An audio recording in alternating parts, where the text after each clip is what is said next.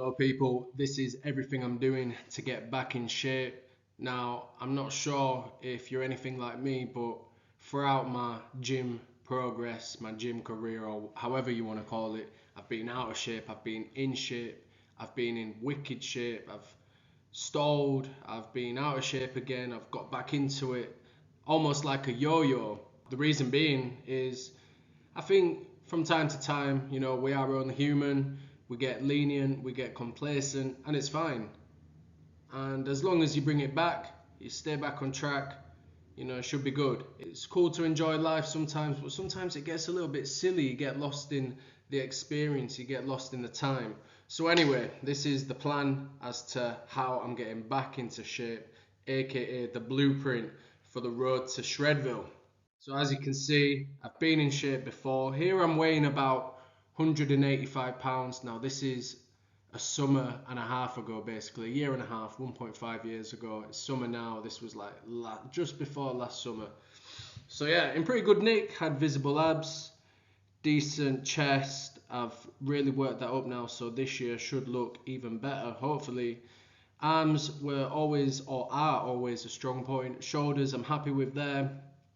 We've got a bit of a defined face going on, although not looking too happy for some reason when I took that picture. But yeah, all this requires is a plan, consistency, and patience. And another thing that I actually haven't written on this slide is a mindset switch, which is the thing that kicks it off in the first place. I think we go through phases, well, I'm not sure if you do, but I do, where you're kind of lenient, you're like, kind of don't want to go to the gym, and you skip that gym session. It's no good. You shouldn't be doing it. But we've all been guilty of it. Let's be real. Nothing is perfect, apart from Floyd's record, as he always says. To rectify that situation is a mindset switch. You're thinking about eating that pizza. You're in the shop, you're in Tesco's, you're looking at the baked goods, those almond croissants. Nah, not having it, to be fair. Chicken breast, ka-ching, copped. Easy. But anyway, that was a bit of a tangent, but decent advice anyway. A plan, consistency, and patience. They're the three things required for a successful body transformation. Let's begin with training. So weightlifting 4 to 6 times a week. Now I've put a range there because if I hit 4, brilliant. I've done the main things. I've hit my compound lifts. I've tried to improve my strength. I've been in a good routine. 6 is the cherry on top if I fancy some more isolation work. If I just fancy an extra day. If I'm listening to my body and I know deep down I don't need a rest day. I can always get that extra session in. And I've put here focusing on getting stronger, regularly reaching failure, solid form with slow eccentric phase throughout the exercise movement. Recent studies show that the eccentric portion of a movement grows the most muscle. Usually you'd think it's, when you're pressing like that or your bicep curling, that's the hype movement, that's the one that gets you going. But it's when you're releasing the contraction, the eccentric portion, slowly, you're controlling the weight. That's when the muscle fibers are twitching. That's when you're really tearing it down. So importance on that aspect of your exercise is crucial. Crucial form, not ego lifting, using the correct weight. It's very important. Reaching failure as well. That is basically giving your muscles the stimuli, the stimulus to get stronger next time you go into the gym. Cardio, 20-minute incline after every weightlifting session. If I go 4 times a week, that's 1 hour 20 incline cardio every week. If I go 6 times a week, that's 2 hours incline cardio on top of the 10k steps minimum daily. Don't be sleeping on your steps, guys. Getting your steps in is a brilliant vehicle to increase your daily calorie expenditure. You want to get that TDEE right up. Total daily energy expenditure, and walking, getting steps in is the best way of doing it. When you're getting a lift, think, nah, mindset switch, I'm getting the stairs. You know what I'm saying? You've just had a meal, feeling a bit stuffy, walk it off, get another 20-minute steps in. So yeah, it's pretty simple when it comes to the actual training side of building your physique. You want to get stronger, good form, reach failure. You want to be feeling the pain in the gym, to be honest. If you're not feeling actual pain, there's not much growth there. As the old saying goes, no pain, no gain. And it's true, unfortunately, because I wish it didn't hurt, but it does. So you just have to get used to it. Cardio after every session just to burn those calories, and 10k steps minimum. In terms of nutrition then, the diet, what's it saying? 500 calorie deficit. So I have incorrectly put 2,30 there, but I actually mean 2,300 calories a day, but I can't be bothered editing now. You're just gonna have to take my word for it. 2,300 calories a day. Intermittent fasting, so breaking the fast at 2 p.m. I'm banking the majority of my calories for the remainder of the day. That way, when I've got more appetite, when I've got more flexibility, I can have bigger meals. And throughout the day, I'm not really focusing on my hunger or what I'm having to eat. I just leave that for the second part of the day. 4 litres of water daily. You need to stay hydrated. You know, going back and forth to the toilet, that's increasing your steppage. Have you thought about that one?